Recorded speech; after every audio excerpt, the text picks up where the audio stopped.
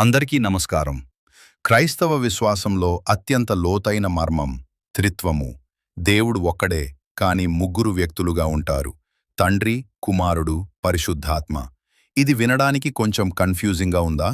అయితే ఈ చిన్న ఉదాహరణ చూడండి. మనం నిత్యం చూసే నీరునే తీసుకోండి. నీరు మూడు రూపాల్లో ఉంటుంది: ద్రవం, మనం తాగే నీరు; మంచుగడ్డ, గట్టిగా ఉండే రూపం; ఆవిరి, గాలిలో కలిసిపోయే రూపం. రూపాలు వేరైనా మూడింటిలో ఉన్నది మాత్రం H2 ఓ కెమికల్ ఫార్ములానే. అలాగే దేవుడు కూడా.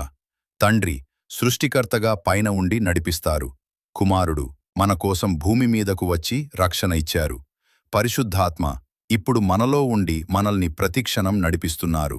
మత్తయి 28:19లో యేసు ప్రభువు స్వయంగా చెప్పారు: తండ్రి యొక్కయు, కుమారుని యొక్కయు, పరిశుద్ధాత్మ యొక్కయు నామములోనికి వారికి బాప్తిస్మమియుడి.